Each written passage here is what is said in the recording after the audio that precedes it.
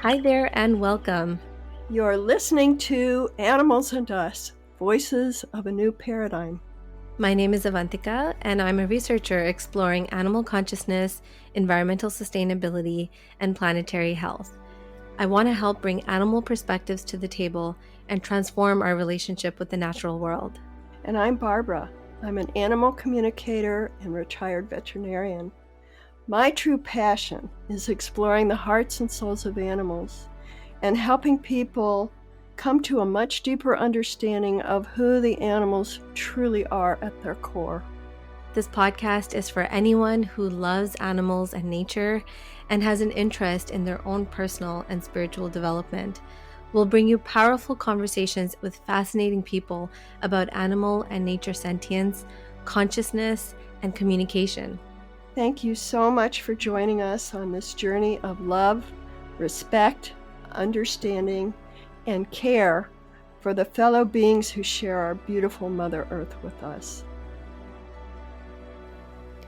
Hi everyone, this is Barbara Shor, one of your co-hosts on Animals and Us, Voices of a New Paradigm. And the following is an interview I had with Nita Daryanani. She lives in Hong Kong, and somehow she found me.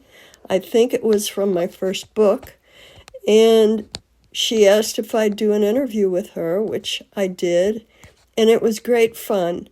And we found out that we have a lot in common in terms of the way we think about and feel about animals. And she's become a friend since then.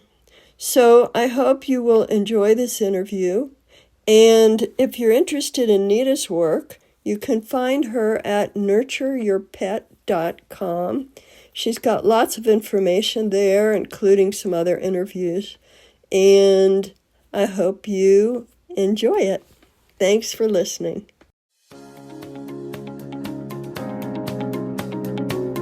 Hello, Dr. Barbara Shor, and I want to say hello to all my gorgeous NYP viewers, animal lovers, our pet lovers, and I'm so excited today because I am excited to introduce to you this amazing lady, Dr. Barbara Shor. And I will start off telling you a bit about her. And then I will also tell you a bit about my experience with her and why she's sitting in front of all of us today. Hi, Barbara. Hi, Nita. It's so good nice to see you. Okay, so Dr. Barbara Shor has been an animal communicator or intuitive interspecies communicator for more than 30 years, which means she speaks with animals telepathically. She says animals are highly conscious, wise, and loving. And she feels it's a privilege and honor to converse with them in this way and to help people come to a deeper understanding of who animals truly are. Her career began with studying the behavior of captive wolves and coyotes. From there, she became a professional dog trainer for several years. She wanted to broaden her knowledge about animals and to be able to contribute to their health and well-being. So she became a veterinarian. You know, it's easier said than done. So she became a veterinarian. It's incredible. That takes a lot of studying. After graduating from veterinary school at Colorado State University, she was accepted in a 3-year residency program in non-domestic animal medicine at UC Davis in conjunction with the California Department of Fish and Wildlife. Then she worked in private veterinary practice as well as with wild animals, both in the US and Africa. Now, I want you all to know I am sitting here in Hong Kong, and Dr. Barbara Shor is sitting in a place that I can't wait to visit, Oregon, USA. Oregon is so beautiful, the mountains, the scenery, the vibrations. It's, to me, it's considered, what I've read about, that it's a very spiritual place to be in. So she came to see that she had a different calling, to know the animals as souls and work with them on that level. That began her career as an animal communicator, which has been a profound and incredible journey. So her life has been quite an adventure, and the animals have always been her guiding light. She looks forward to sharing what she has learned and to helping you find a deeper connection with the animals we all love. Dr. Barbara Shor has a mission, which she will speak about. I want to explain to all of you why I'm here today across from her and talking to all of you. So, Dr. Barbara wrote this book, Soul of the Wild, Intimate Messages from the Hearts and Souls of Elephants and Whales. I read it. It was beautiful because I love pets, and everyone that loves pets mostly, they love animals. And I read it, and I was just, I loved it. It was beautiful. Then I read Soul of the Wild, The Wisdom of the Elephant. I read it. It was beautiful. I was in awe. But you know, when you read these books, it also depends in which state of mind you're in and what your circumstances are at that moment. So about a year after that, which was actually quite recently in December, I had experienced some huge challenging personal issues in my life. And I considered myself quite spiritual, and I grew up going to the foothills of the Himalayas and practicing meditation with my master, Swami Rama. Along with practicing meditation from him in the Himalayas, I also studied Paramahamsa Yogananda, where he explained in all his books about the metaphysics, about life, spirit, all that. And I thought, you know, with my daily practice of meditation and yoga and breath work, I could get myself out of this real deep, dark state I was in December. But I couldn't. I couldn't. From a deep darkness, it evolved into, this was now, December 2024, which rolled into January 2025. We are right now at the end of April 2025. January 2025, all these crazy thoughts were going through my head, a lot of anxiety, huge tightness in my chest, darkness. I felt very lonely, and I'm sure that a lot of you experienced or have experienced, sadness and trauma or challenging times. So I'm sure a lot of you can understand what it feels like when you're sad and you've tried all the resources that you could. And one night I prayed and I said, God, are you hearing me? Help me. I can't do this alone. I feel so lonely. And this book, somehow my eyes wandered into my room and I saw this book lying not by my bedside. I would lie if I said that to you. It was on a cabinet, and I picked it up and I started reading the book. And it was so profound. It was so profound because every question in that book, when Dr. Barbara's questioning, she has questions for these elephants and for these beautiful whales. It was questions that were exactly running through my thoughts every day for the past 2 months. And then the answers that came were profound. The answers that came were exactly what I needed to hear. And I said, I've got to get in touch with this incredible lady who has written these 2 books. Who is she? She must be so evolved. At that time, I would say, yes, I do believe in animal communication. I do, because I dream a couple of times of dolphins and whales. But I said, this can't be for real. This cannot be for real. Now I get in touch with Dr. Barbara, because you know what? She's easy to get in touch with. She's not such a difficult person. I got in touch with her. She was so humble, so approachable, and we started chatting. It was as though she was just my neighbor, and I invited her. Hey, hello, Anouk. Can you come in? Can you come and have a cup of coffee with me? Let's chat. We started chatting away, and I appreciated how humble she was. But what really struck me was I had expected this huge evolved soul telling me all kinds of things, but she spoke like all of us speak, normal. And that's when I realized, I said to Dr. Barbara, I said, you know what?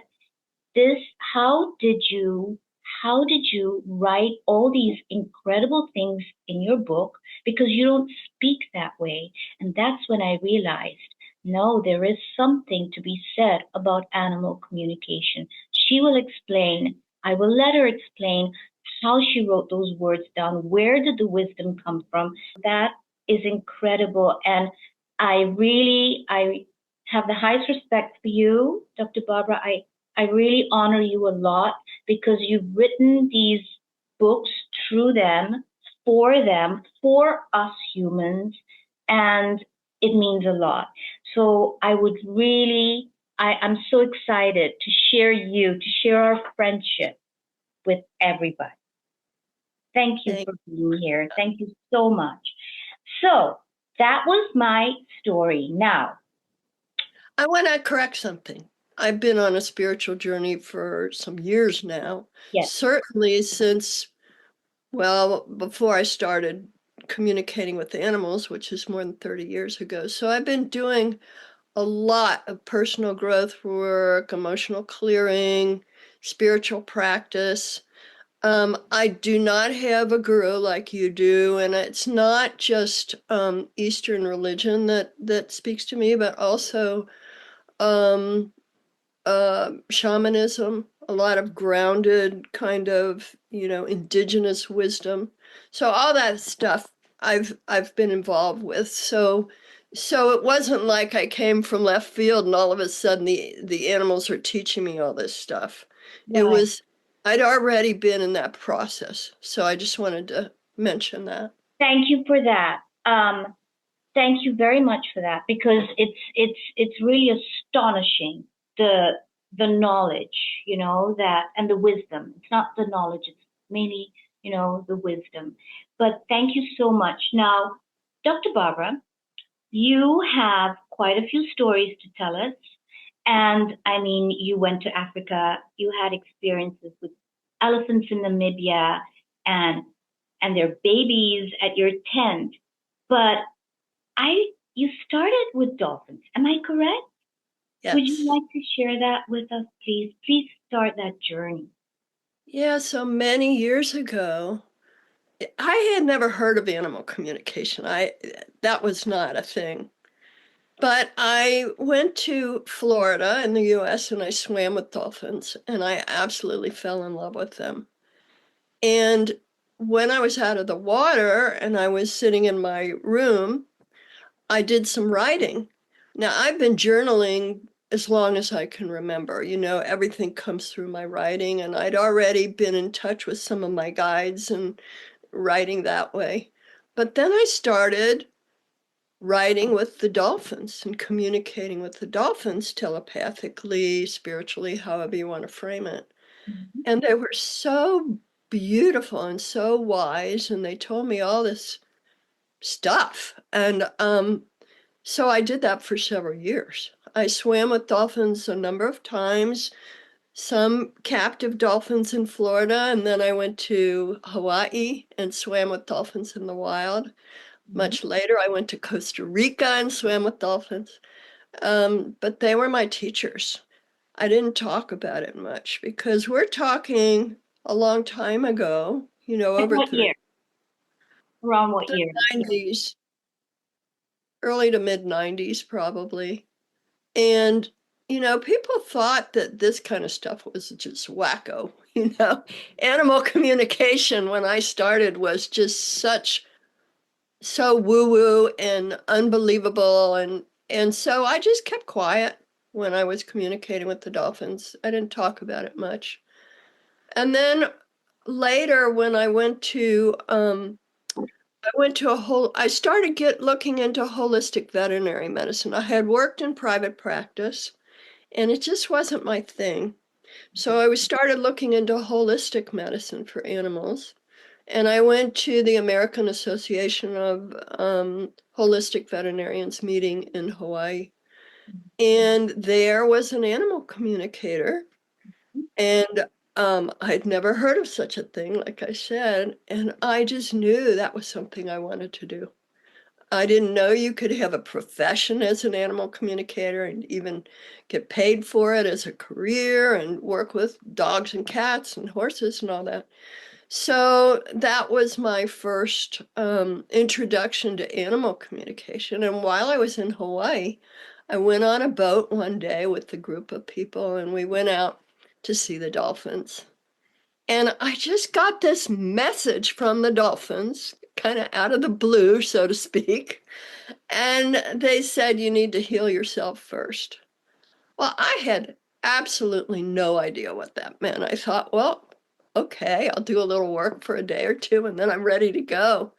But I believe what they meant, and I think this is really important, is that if we want to be authentic and honest when we're speaking with another being or speaking for another being, it's incumbent upon us to do our own healing work because everyone has filters. Mhm. So the information comes into us through our filters. If we have anger or frustration or sadness or something, the messages can be colored by that. Yes. So I think what the dolphins really meant is to be a good communicator with these beings. It was necessary for me to do my own inner work, which I have done for all these years, Right. and will never be perfect. As you know, Nita, will never be perfect. Yeah. We can do the best we can do and clear a lot of the stuff out of our field so that we are as clear as possible. And so I think that's what the dolphins meant. That's and then so no, dolphins, I mean they've always been considered very spiritual. But elephants and whales do not get that much credit at the way the dolphins do. So, would you like to tell us about your journey in Africa with the elephants and your experiences with the elephants? Because that's huge. Yeah. So I had already been writing a book with all different species. I had hundreds of pages. And I took a trip to Africa. I actually lived in Africa for a whole year. Mhm. And I did wildlife work while I was there, which was, oh my God, it was just so wonderful. I worked with Cape buffalo and I worked with wild dogs as a veterinarian, as a ethologist studying animal behavior. Where Uh, in Africa? Where in Africa? Kenya. I lived in Kenya for a Mhm. year, but I traveled to Rwanda and Uganda and Tanzania while I was there. And it was the best year of my life. I loved it. But while I was there, of course, I encountered elephants. And like I said, I worked with Cape Buffalo. I worked with a Canadian veterinarian named Lars Karstad and his wife, and we had a veterinary technician who was a locally trained um, person. He was our vet tech, but also our cook. And we went to Masai Mara, which is this fabulous game reserve. My dream trip. I have yet to do it. Well, you better do it. Maybe we go together. Anyway, we had this tent in a meadow, and every day we would go out in the Land Rover and we would dart Cape Buffalo with a dart gun, anesthetize them, and then draw blood samples for a disease study. And sometimes it was interesting, to say the least, with these buffalo. But anyway, our tents were in this beautiful meadow, this treed meadow. And every evening, as we sat in our little camp waiting for dinner, and after dinner, maybe 200 elephants would come into this meadow. And it was just so magnificent. And, there were these huge, big bulls, and they would chase the little cows around. The females are half their size. And the young ones would spar with one another. And it was just, I loved it. I loved them. And my colleagues would call me the elephant lady because I love the elephants so much. So on our very last night in the Mara, we were just going to leave the next day. I went to my tent and went to bed. I'm sleeping. Early in the morning, before the sun was up, I heard some noises out there. And I looked out my tent. I opened the tent and looked out, and there was this mama elephant with her 3 babies, like large, medium, and small, all with this mama elephant.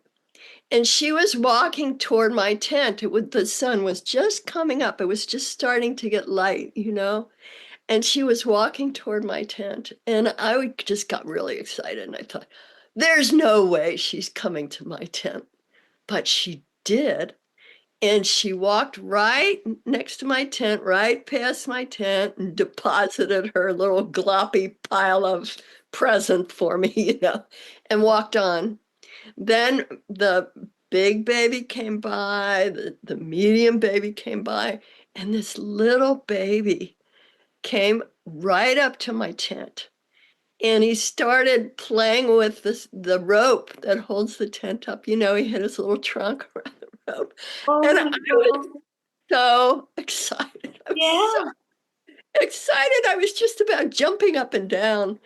And silly me, I got to get a picture of this, So I very quietly went to get my camera, but it was enough to distract the baby. And so the baby walked off, and all of them walked off into the sunrise. I was so elated. So that was my first direct experience with the elephants in Africa. And I just really felt like they had come to say goodbye. It was so sweet. Yeah. And then years later, I went to Namibia. This was 2002. And I spent a month with my friend Betsy, she worked for the government in Namibia as an elephant and rhino specialist. And she and I took a trip to Kruger National Park, which is another phenomenal place. And one evening we were driving back to where we were staying. They have these lodges, and they have gates where they lock the gates so the animals can't come in the middle of the night or anything. So we were out driving that day and coming back for the evening. And as we're driving, there was a herd of female elephants, cows, and their babies. And we stopped for a minute and watched them, on the side of the road. It was very sweet. And then we kept driving, and this huge bull elephant walked right into the road in front of our little truck and stood there. and his ears were going up and down, and he was shifting on his legs, and his trunk was up in the air, and he was clearly surprised and could have been aggressive, Mhm. although he wasn't. And Betsy and I had the same mindset where we knew if we send love to this guy and let him know we mean no harm, it would reach him. And it did. Yeah. As soon as we sent love to him, the ears came down, he calmed down, and then just walked off the side of the road. So we made it back in time to before they closed the gate on us.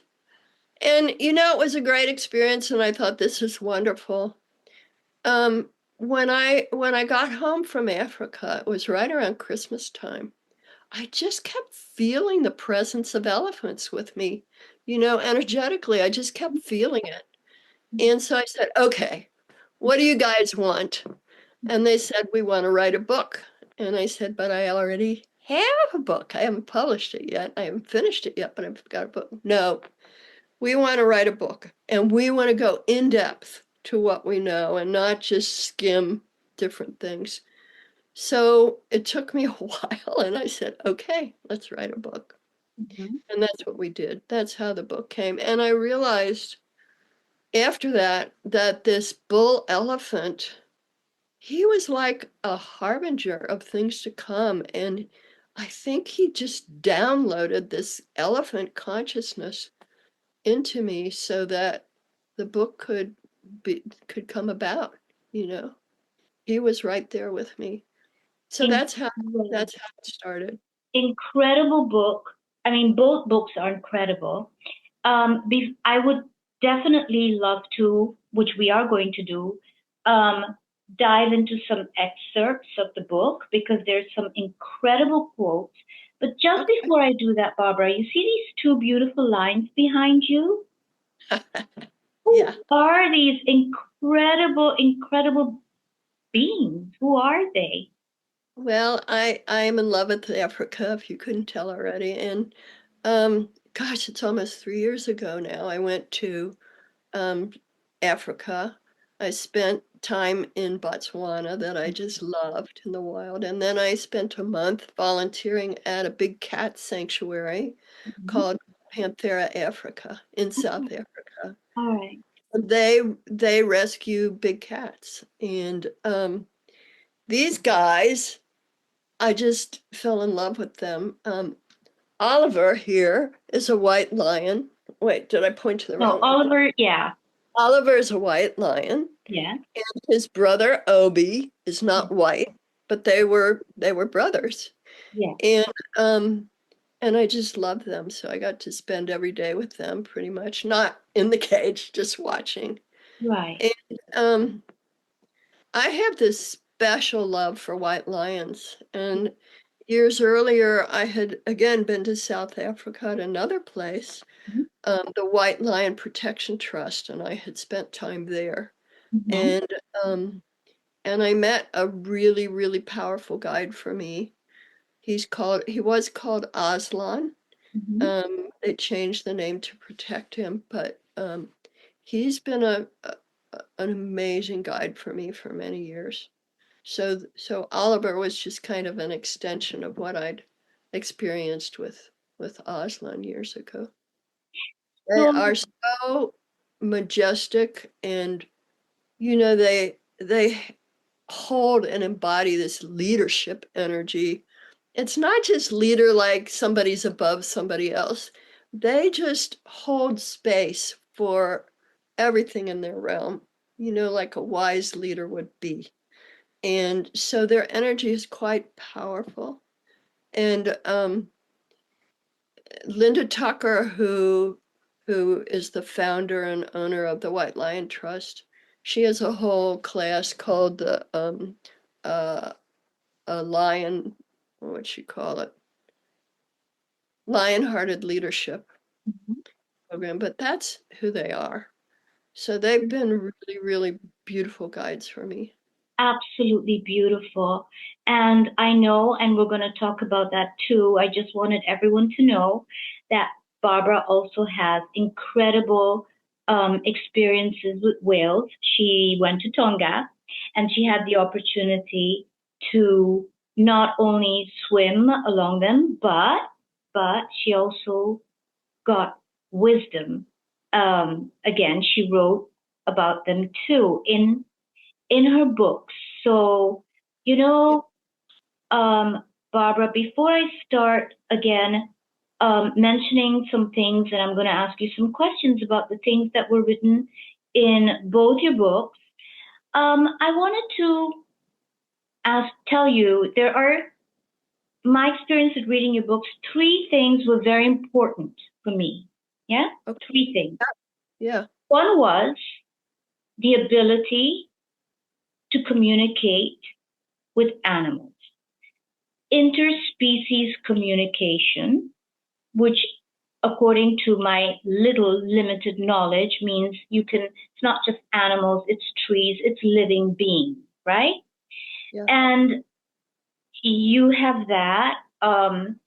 But I feel that is what I've been reading about, that animal communication has been looked at as either a pushback or you have to be extremely gifted to communicate with the animals.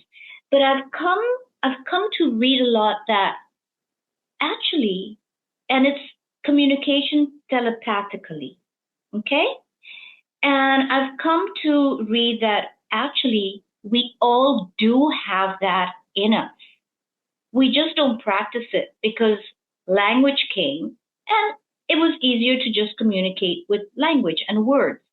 But I wanted people to know that we do have that ability, and it seems that it's not so difficult to learn because it's the language of the heart. It's Exactly. emotion. It's the Yeah. language of the heart, and we all have a heart. We all have emotions. We vibrate. It's energy, and I think with what you're saying, Dr. Barbara, when you get these downloads, people are thinking, how? How is she writing this? What kind is someone speaking to her in her head? Well, you know what? From the little that I understand, it could come in words, and you can pick up a pen and just write down what you're hearing. It could come visually. It could come um, in very or emotionally. You can feel what the animals are trying to say to you, and I feel it is so important that this generation, because what you don't know, you don't know. And your mission and my mission, we have something which is in huge alignment with each other. I really feel we're kindred spirits in the sense that we we're not upset or angry about anything what's going on because we feel the most important thing is that to bring awareness. People don't really know. I grew up, Barbara, what in my generation, my parents, the extent of what I learned about animals, they are so beautiful. They're so majestic. Let's go to the zoo. Let's go see them. Oh, let's watch, The Lion King tonight or Free Willy or all that. Yes, those are beautiful. And I grew up, oh, how lovely they are, right? How beautiful they are. Not realizing, wait a second. And I have to tell you, Dr. Barbara, that today we are slowly evolving in an age where this generation is becoming aware of the value of these elephants. It's slow, but they are. These animals, the whales, the dolphins, the birds, the trees. We're hearing everywhere people tree hugging. People are realizing there is an energy, there is a wisdom that they have that we need to understand. They are sentient. They have feelings. We cannot continue um, ignoring that, abusing it, and not making space for them to live in harmony and in peace and in joy and in happiness. Um, Correct me if I'm wrong in this, Dr. Barbara, That's please. exactly right. That's exactly right. And that's one thing I would like people to know is we all have this capacity, but we're not taught to use it. We're not taught to think about it. If you look at many of the indigenous peoples, that it's just automatic for them. You know, their connection with the plants, with the animals, with the land, with the water. And we're not taught that way. We're not conditioned that way. Mhm. And the other thing is, like exactly like you said, you know, I get mine through words. That's Mhm. just how it works for me. But Right. that doesn't mean it's better than if you feel something, or I've always wished I could see things. You know, I don't really see those energies. Or some people feel it in their body, you know, an animal's in pain and they can feel it in their own body. Or some people have dreams where the animals come to them in dreams. There's so many different ways of perceiving. And I think it's important for people who are at all interested in this to learn what's your way, not by comparing it with somebody else, because it's not like one thing is better than another, but just to learn what works for you through experience, through practice. And it does take practice, like Yeah. any new skill. Yeah. And children get it faster than adults because children are so less polluted.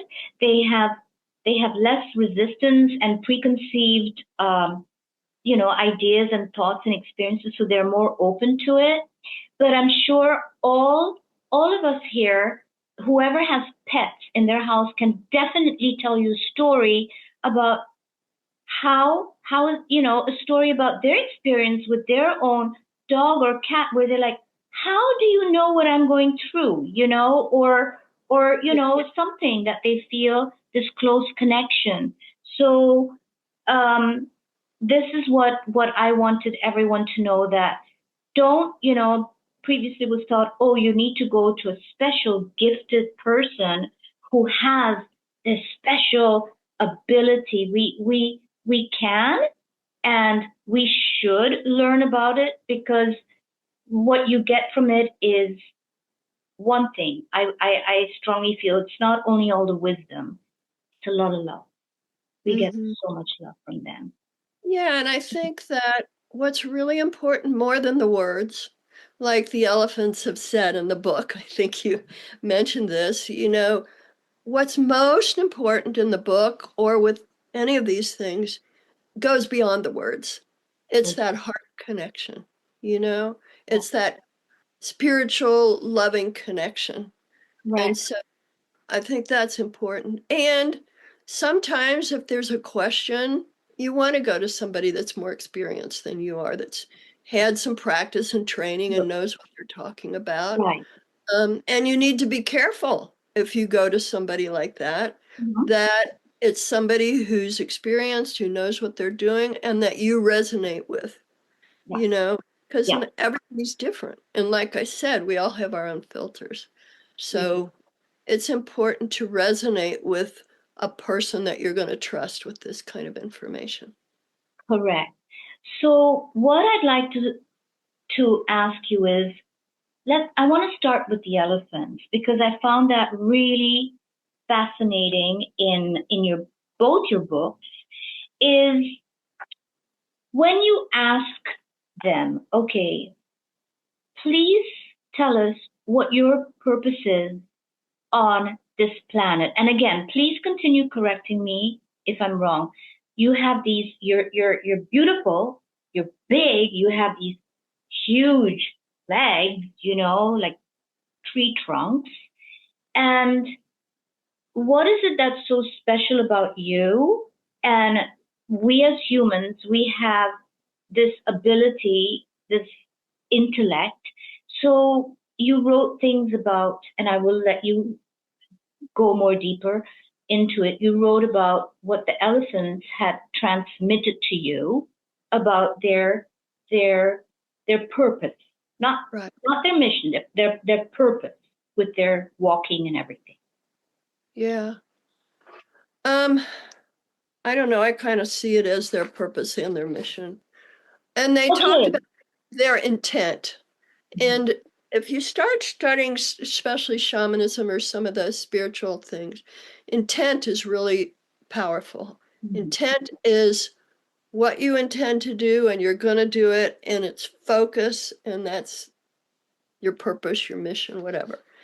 Our intent is to stabilize and harmonize the energy of planet Earth, bringing peace and well-being for all life forms, including the Earth herself. As we walk, our footsteps send out energy. This energy carries out our intent to create peace and stabilization. And because we are large and our energy is even larger due to the dynamics of the group energy of our extended families, this effect carries far beyond our direct physical sphere of influence. It projects outward like waves to all points of the globe, stabilizing, harmonizing, and grounding energy everywhere. Once people realize and know in the depths of their being that we are all one loving family, that we are all interconnected and related energetically, there will be peace on earth. It cannot be otherwise. I thought that was powerful. Once we understand this, it seems, oof, we have to know a lot of things to understand to get peace on earth. There's not a lot of things to understand. It's just we need to understand how we're just connected. We are all interconnected.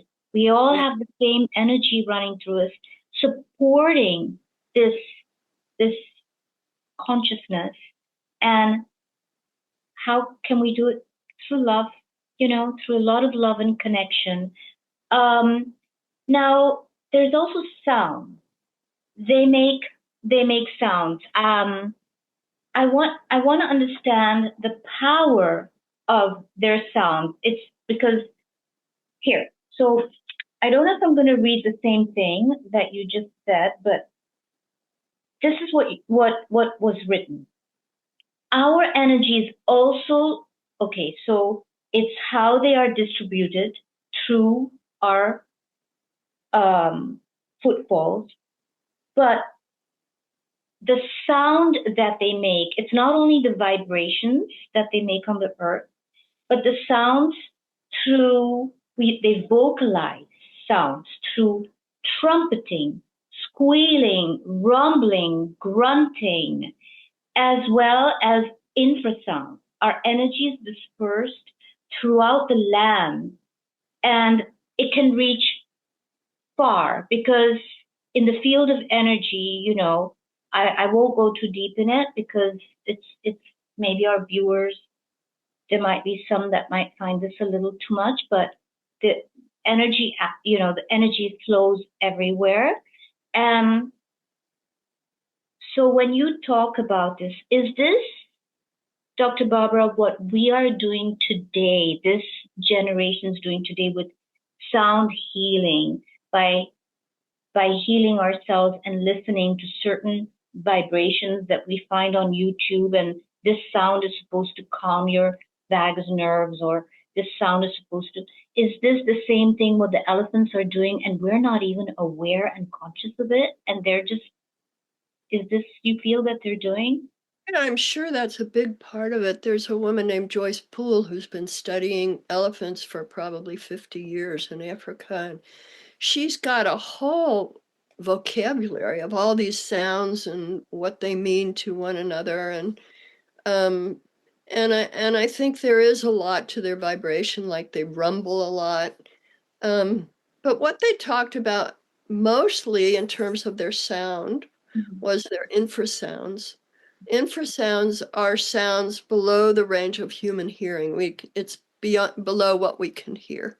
They're deep resonant sounds, and they transmit those sounds energetically. Some of it's through their sounding, through their, the sounds they make. Some of it's through their footfalls. And as they walk on the earth, they're transmitting these infrasounds through the earth. And it goes for miles, kilometers, And they've told me they have sensors in their trunks, in their feet. Some of it goes all the way through their bones, where they can hear the sounds of distant elephants, with, from their infrasounds, and they can detect elephants from miles away and know, is it a large group, a small group? Is it just a single bull? Are there babies? Are they angry? Are they not angry? I mean, they detect all this stuff. And you may remember when that tsunami hit Yes. in Asia, when Yeah. 2014, I think it was. And there are many, many stories of the elephants going upland because they sensed when the tsunami was coming. They're so much more in touch with the earth. And some of that is the infrasounds that are made not just by elephants, but other animals, other large animals make these sounds. Earthquakes make these sounds. They're just these deep sounds that travel within the earth or through the air, and we don't hear them, No, but they're there, they're you there. know. They're there. Um, Again, you know what? I I wept a lot when I read your book, and I'm not a crybaby, but you turned me into one that week. I said that, I mentioned that to you. Why did I suddenly cry a lot? Because again, I tell everyone, please, you can get her books on Amazon, and we will send the links about how to get her book. What what I felt, what I got out of both her books, which are incredible, and why did I cry? Of course, I cried for the elephants, how we have been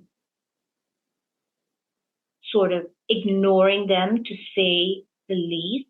We won't go into details because that's very painful. But yes, I cried about that.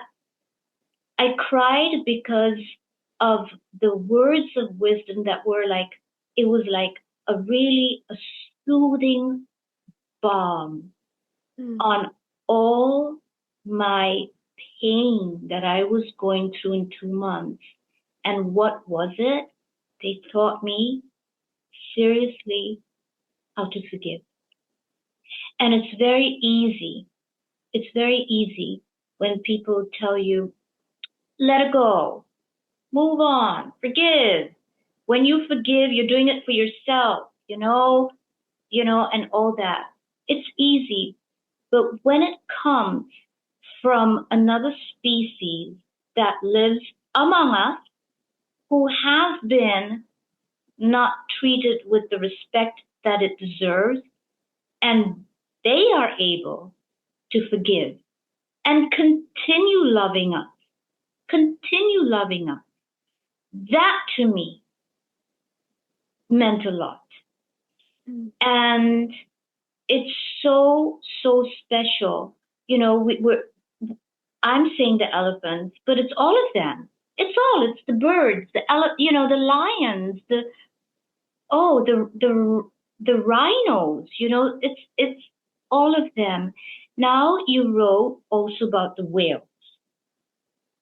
Would you like to tell us your story with your experience of the whales? Because they also come with their own um, wisdom and energy. They're also their own energy that is helping us, you know, this this whole consciousness that we're all part of.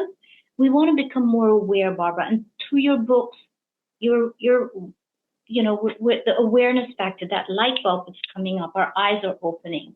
So can we talk a bit about the whales? What happened there? So I was writing this first book with the elephants merrily along for months and months, and all of a sudden the elephants said to me, we're going to leave for a little while so another species can come in. And I said, okay. I had no idea what. And it was the whales. So the whales wanted to speak.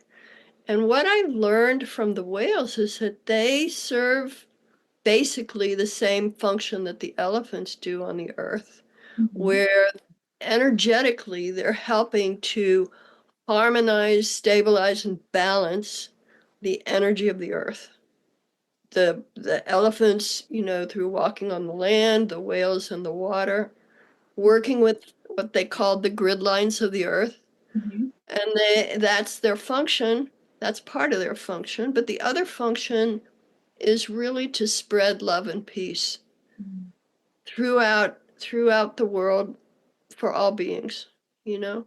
So they're creating this peace that we're so wanting, you know, but all this negative energy that humans have been pouring into everything, it's hard to counteract some of that. Anyway, that's who the whales are. And so in that way they're very similar to the elephants. They're all large, powerful beings, but they're different, is what Yes, I've learned. yes. Tell us about the difference. Yeah, the elephants to me are extremely emotional, passionate beings. And they do have a lot of emotion, huge love. They've got huge hearts. And you can see that in the way they care for their babies and the way they interact with one another in the herd. But they also can get quite angry, and they've talked about that, you know.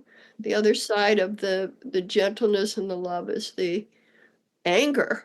And sometimes that's expressed physically, you know, and they can be dangerous. Now, the whales, to me, are not as emotional. They can be certainly emotional. I'm not saying they're not. But theirs is what I would call this vast energy. They talked in the book a lot about what they call the void. And I didn't know what the void meant at first, so they had to tell me about it. And the void is what I now see as spirit. You know, it's the unseen spiritual realms.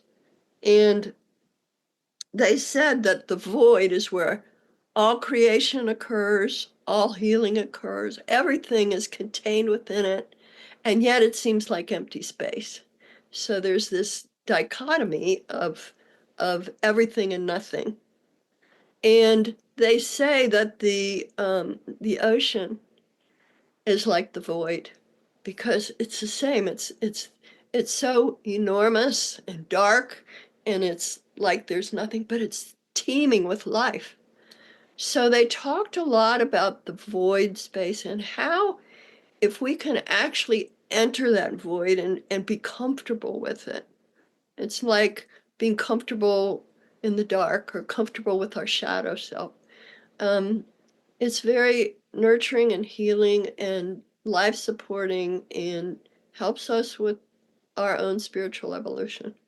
So they talk a lot about that. And they're just such, you know, they have connection with other beings from other realms. They're just this vast wisdom.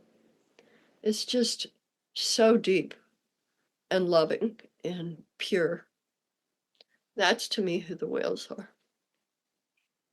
I want to take a moment because everything you just described, I'm feeling it because, and I'm imagining because I'm a visual person. Um, you know, Dr. Barbara, with with your experiences with being swimming this close among the whales, and I even asked you, weren't you afraid that you would be there at dinner? And you said, no, no, Nita, you know, I wasn't afraid.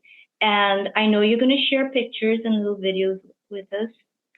Um, you know, all this with the whales, the elephants, and you said many, and lions and many other animals you have. What is there something that you want to say if you were the voice right now, which you are for them right now, what do you want to say to all of us here what concerns the animal kingdom and the marine life? What do you want to say about them? Mm, I think what they would say is most important for human beings to know is how critically essential it is for us to connect with nature and to connect with our own souls, our own highest self, however you want to call that. You know, I call it the soul. Um, and because there's so much love and higher wisdom. You know, we operate from so much input all the time. We're just overly stimulated and we're worrying about this and that. And then there's money and there's so much violence here.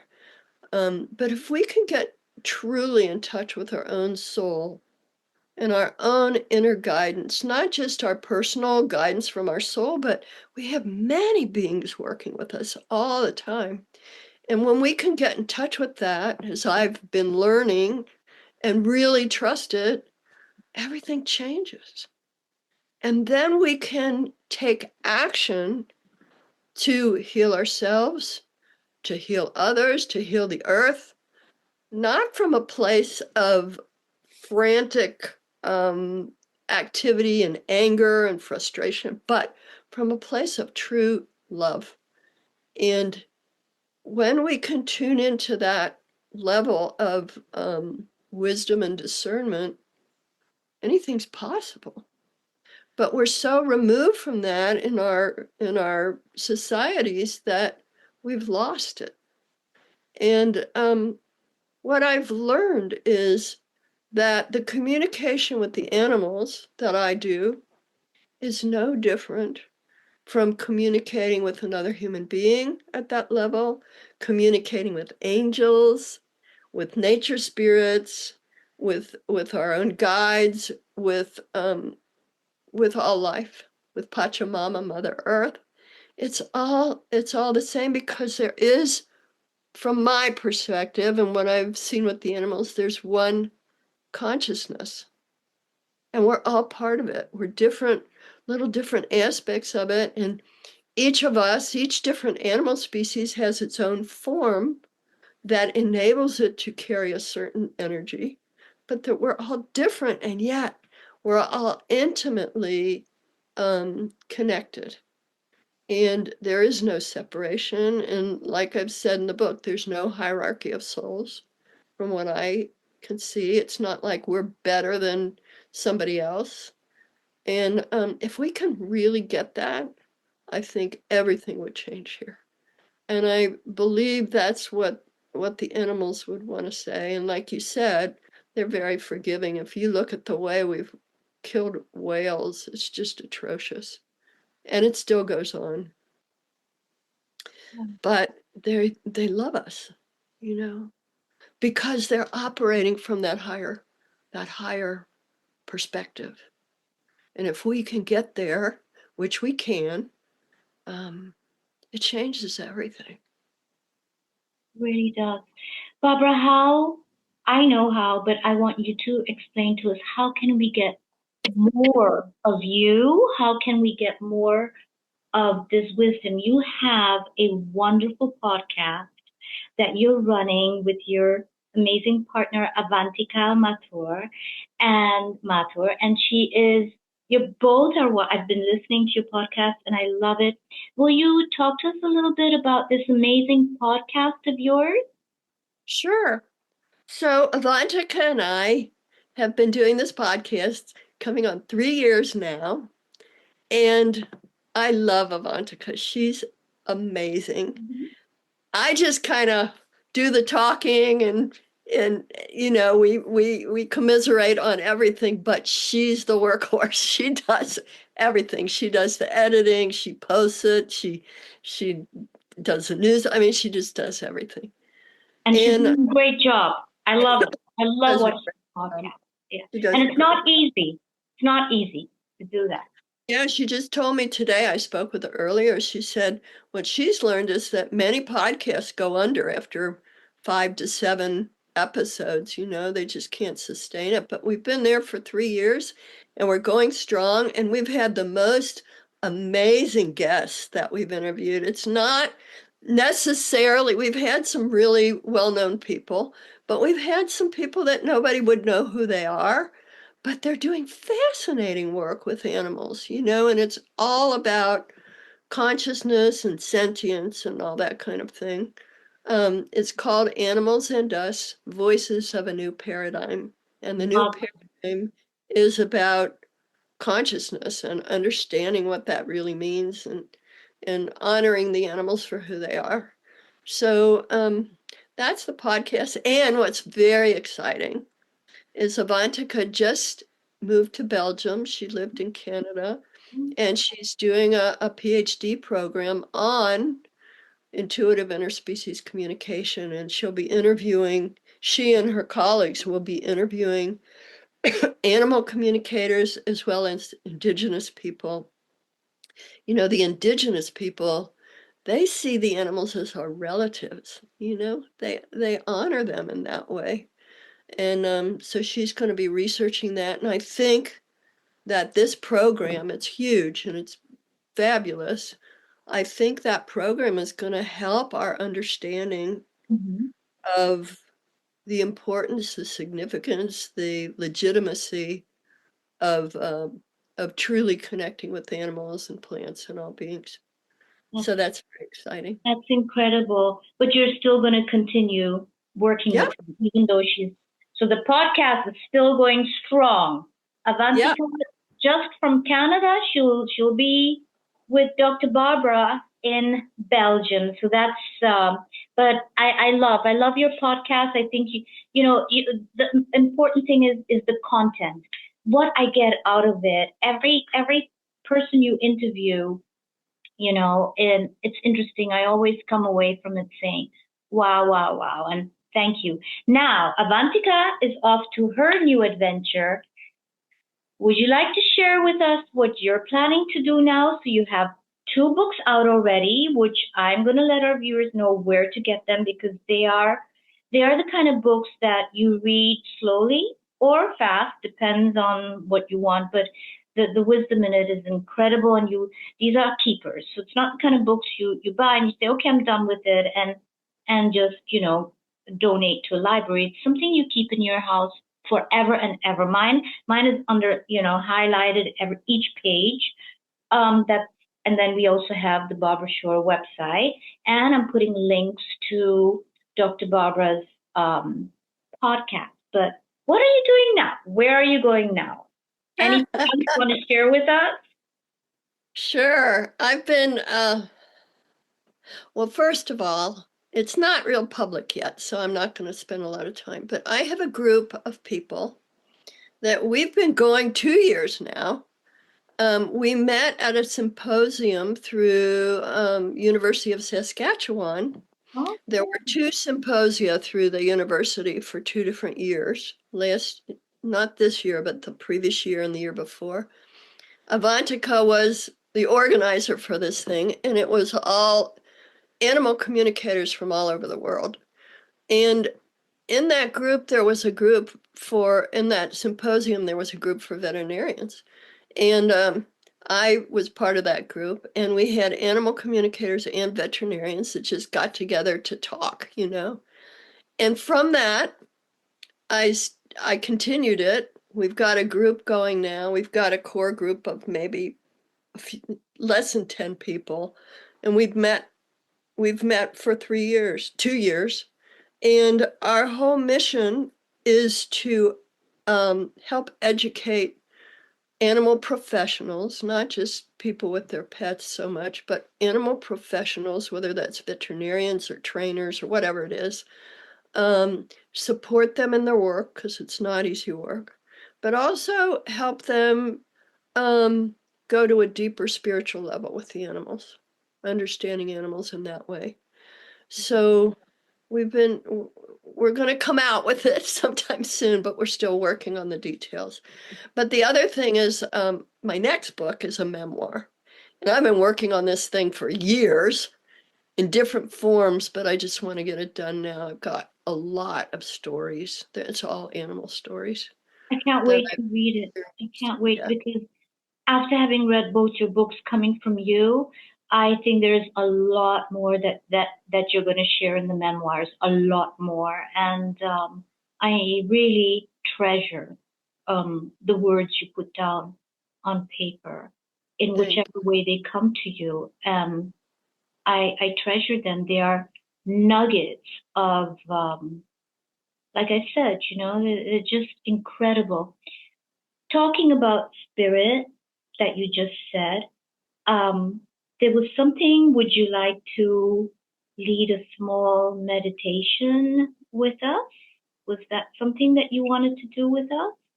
Sure. Prayer? We talked about my experience with whales, right? So I could tell that story and then lead people into a meditation so I maybe would they can love, experience the whales too. I would love that. Okay. I've never done this before with someone where No? I do my practice of meditation, but I've never ever experienced we're gonna see what this is. This I'm excited. So with an animal, no, I've never experienced that. Oh, cool. This is great. Okay. Okay. So So how does everyone prepare for this? They just sit down and I'm going to tell the story first and then I'll have you close your eyes and get comfortable and stuff. But I want to tell the story so you get the context, okay? thank you. So, 2007, I had written my first book. And what the whale, I always wanted to swim with whales, but the whales told me not to be with them while I was writing the book. I mean, I still don't, it doesn't make 100% sense, but they said to wait till I was done with the book, that if I had that really strong personal emotional connection with them, it might interfere with the information I was receiving for the book. So after I finished the book, I went to Tonga, which is in the Pacific, and it's I think it's several hundred miles from New Zealand. It's way out there, you know. And it's one of two places in the world that I know of where you can actually get in the water with the whales legally. So I went and I spent 2 weeks on a boat every day with two different groups of people. And we went out to swim with the whales because people had swum with whales there before, but it wasn't happening. And I get seasick. So every day I was a little sick on the boat, but I wanted to do it. So 2 weeks, we're not swimming with the whales. They just, we would see the whales, but the minute we would try to get in the water, they'd swim away. I found out later that there had been scientists there studying them and darting them and this and that, and they just didn't want to be around people particularly. So they were kind of avoiding us. So on the very last day of this that I was with the group, it was a free day and we had the option of whether to get in the water or go on the boat or not. But before that, the night before, I was so frustrated and angry. I mean, it's no easy task to get to Tonga. It's a huge trip, you know, with planes and boats and you name it. It's not an easy trip. And I had gone there because I felt like the whales were going to be with me. I'd just written this whole book about them. And I thought, well, the least you can do is honor your promise to be with me. And I was really upset. And so what I did is I got in this little kayak in the bay at the base of the ocean by myself in the afternoon. And I went out there for probably a couple hours by myself. And I was just really upset. I said, if you want me to write this book, something needs to shift. And, you know, I was being my little ego, petty self. And I was so mad and I was screaming. And I said, okay, I came all this way. There's no whales. It's probably not even true. I'm just not even going to put the book out. And I really meant it. I was so pissed off and so upset. I can So imagine. after a couple hours, I came back. It was already dark, and I'd missed dinner, and I had a little food, and I went to bed. The next day, I woke up, and I was like a different person. The sun was out. We'd had so much cloudy, yucky weather, and the sun was out. It was a gorgeous day. And I thought, you know what? I let go of my need. I completely let go of my need to be with a whale in the water. I really did. I was just done. Mhm. And I thought, you know what? It might be nice just to go out on the boat and relax for a day. Incredible. So I went on the boat. There were a number of us on the boat, and we encountered this mother whale with her baby swimming right next to the boat. The baby was jumping out of the water, and it was just so beautiful. And I thought, you know what? I had asked for a sign that I was in the right place, and that was it. This beautiful mama and her baby just jumping out of the water. But we didn't get in. It just wasn't right to get in with them. About, I don't know, 10 minutes later, we hear the captain of the boat, and he says, "Get your gear on, we're going in the water." And there was a mother whale with her baby, and there had been another boat there. You know, there's a limited time when you can be with the whales, and they had had their fill, and they were with this mother whale, and she stayed there. And so we got to go in the water with her. And I got in the water 3 different times. We did small groups, you know, for short periods. And I got in the water with this mother whale and her baby 3 different times. And each time I got closer to her face, you know, to her head, and the baby was up and down. You know, the babies need more air than the mothers. So the Yeah. mother just cruising, just slowly, slowly, and her Oh, huge fins, they're like up and down very slowly, like fans, you know. And the baby's kind of bobbing up and down by her head. And it was extraordinary. It was I was so excited that I was just jumping up and down and crying and laughing. It was just so beautiful. I can And imagine. after that, I wrote to the mother whale, and she's been with me for all these years, you know. She's just so Oh, beautiful and wow. wise. I called her Mother Whale. She's in the book. I wrote Yeah, some stuff. yeah. I have Yeah. goosebumps listening, hearing it. You tell it, you tell me about it. I'm having goosebumps. How Oh, beautiful. How yeah, I beautiful. just adored her. There is a whole piece in the book. We could read it later if you want. But what I thought I'd do is I'd do a little meditation where we go see the whales, you know? Maybe it's this mother whale, maybe it's her baby that people would encounter. That's good. Doesn't matter. And some people say that looking into the eye of a whale is like looking into the eye of God. You know, it's just an amazing experience. You know And who said that? Sorry to interrupt, but you know who said that to me is he is an award-winning photographer of uh, National Geographic, uh-huh, Andrea Izzotti. He's Italian, and uh-huh. I think I introduced him to you. Hmm. And his passion, just like you, but he doesn't communicate with animals. He just takes the most beautiful photographs. And there's one that he took of the eye of the whale. Uh-huh. And it's like what you just said, that's what he said too. It's incredible. You Yeah, know, their yeah, yeah. So, so what I would like to do is, if you're comfortable, close your eyes and get really, really comfortable wherever you are, whether you're sitting or lying down. We're going to do just a short little meditation. And I ask that you take a really deep breath into your belly, breathe in, and then let it out very slowly.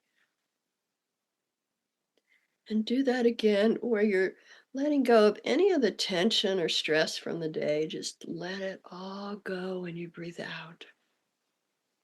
And feel your body relaxing more and more and more.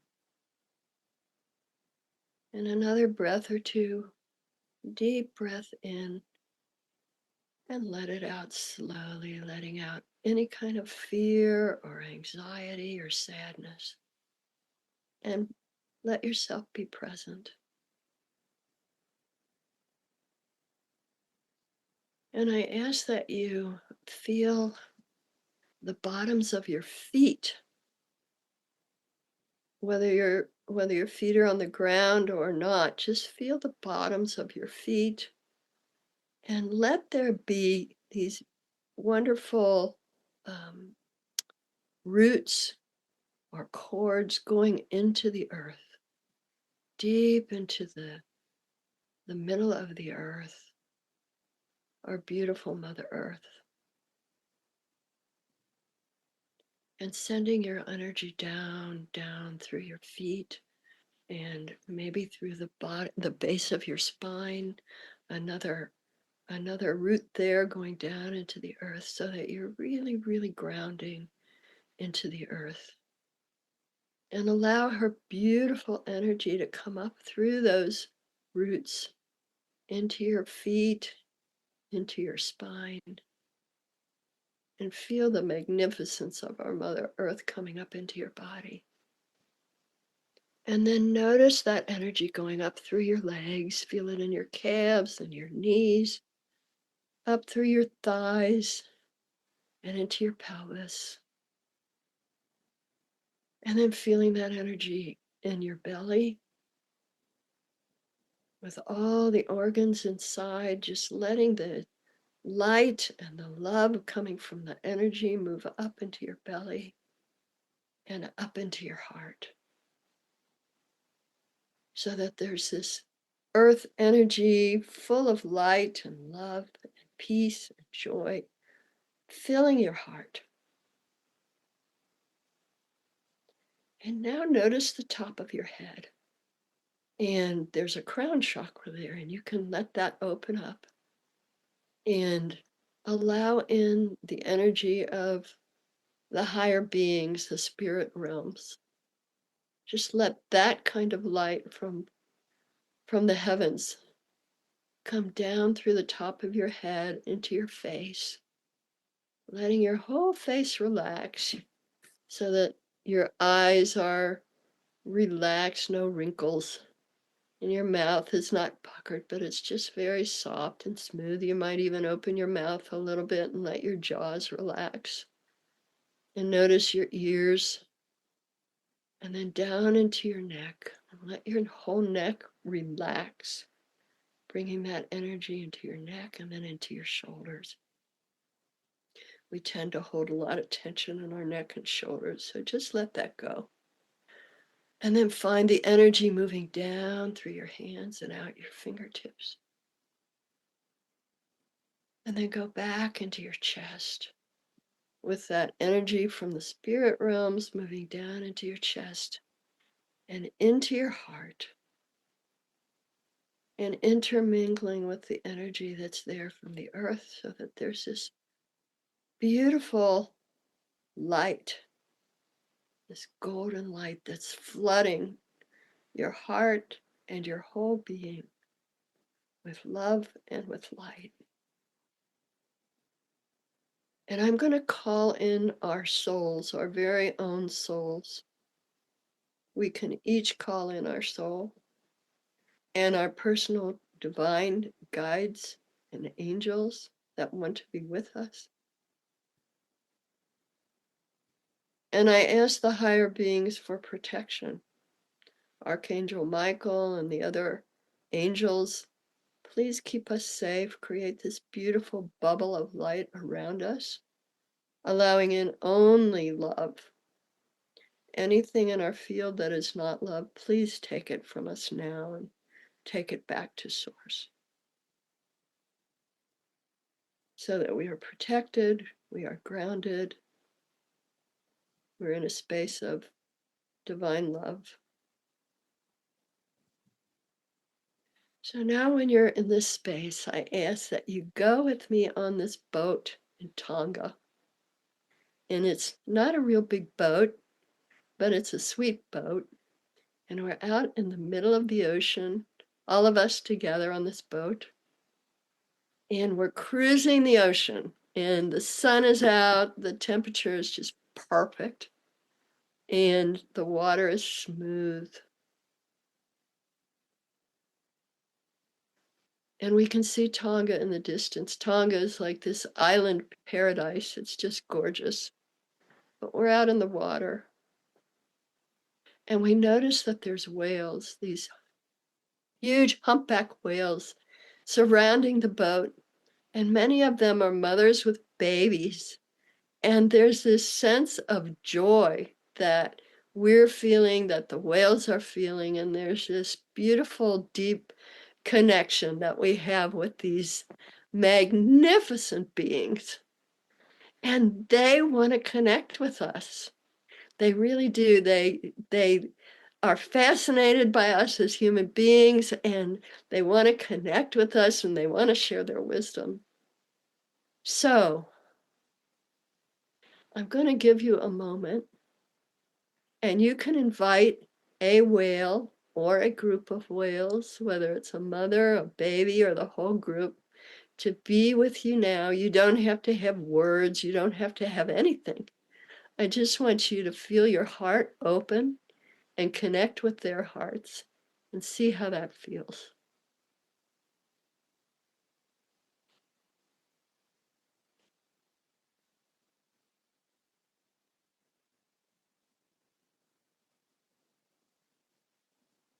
And now if one of those whales or some of those whales have come to you, just really take a good look and see what they look like. Maybe you need to look into the eye of the whale, or maybe just sense their presence. And you can ask if they have a particular message for you. If there's nothing, that's fine. The most important part is the connection. But if there is a message, open your mind, open your heart. Try not to worry about anything. Just don't even need to understand. Just let it come through, whatever that might be.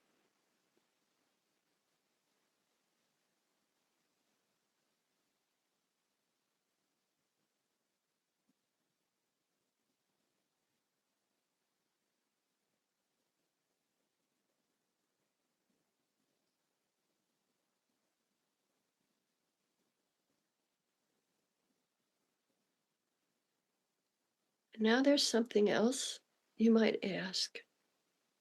You can ask for a direct answer, or it may be a feeling, or it may come later.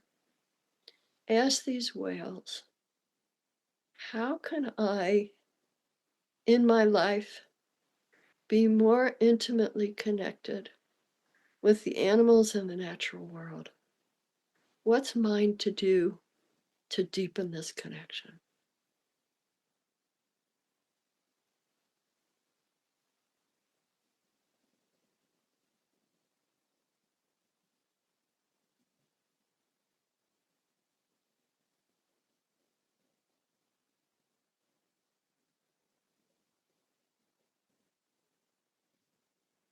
So when you feel ready, you can thank the whales. Thank them for their presence. Thank them for their presence on this planet and all the loving energy that they hold for us and for the whole planet, all the wisdom they're here to share. Just thank them for being with you. And now you can see them go off,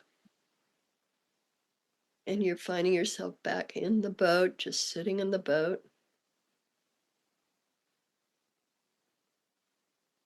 And the boat goes back to the shore, and we get off. And then you find yourself wherever you are now in present time. And I ask now that we release the energy of the whales and come back into our own fields and let them go their way with our blessings. And whenever you're ready, let yourself feel yourself sitting in your chair or lying down wherever you are. You might wiggle your fingers and toes and let yourself come back into your body. And when you're ready, open your eyes.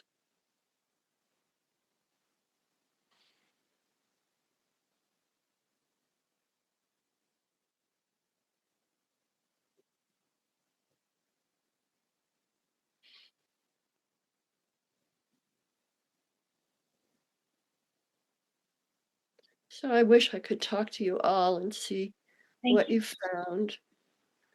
I would love to know if you had any kind of experience, but you know, if you did, maybe you want to write it down and just hold it in your heart. Thank you, Barbara. Thank you, thank you, thank you. This was incredible. I felt a lot, which I will write down, and I I want to end this incredible visit that we have with this, because I'm sure the viewers that have just now practiced and gone into this journey with you, I would like to leave them with these beautiful thoughts, beautiful energy. I can't thank you enough for sitting down with all of us and giving us this incredible time. This was a very, oof, very beautiful, peaceful, and you did it so well. Thank you. Thank you. My pleasure. My You pleasure. are, And you are gifted. This is not something we all can do. The voice, the tone, the speed, the way you transmit it and put us into that vibration, that frequency, what you just did, that is a gift. Thank you. Thank you. Thank you for all your support, Nita. You've been amazing.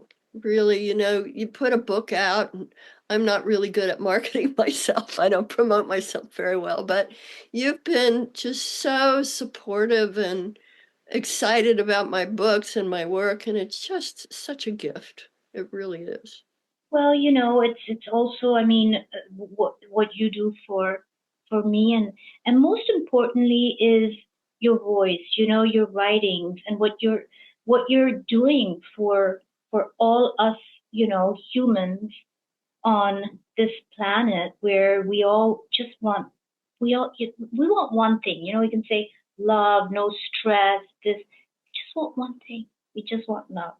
And you are reminding us again and again through the words of these incredible animals that it's actually right here. We don't have to go so far. Thank you. I know there are so many quotes that I wanted to share. We will have to do that another time. I think right now, what we're all feeling right now, all of us is is a lot. It's enough. It's just beautiful. It's the most beautiful way to, you know, continue on with our day. Barbara, thank you. And we all want to see you soon. And we wish you, a lot of love and a lot of guidance in your next journey with this incredible memoir, because I know it's going to be not only insightful, and knowing you who are so humble, you never talk about yourself, but through your memoirs you have a mission to teach us, or at least bring awareness to us for what's going on. Thank you so much. Thank you so much. Mwah. Bye-bye. We'd like to end this podcast by taking just a moment to be quiet. And we give thanks and blessings to these amazing animals that we share our lives with. They give us so much and ask for so little in return. We hope that you can keep the animals and all living beings in your heart and in your mind as you go about your day. Thank you so much for being here with us today.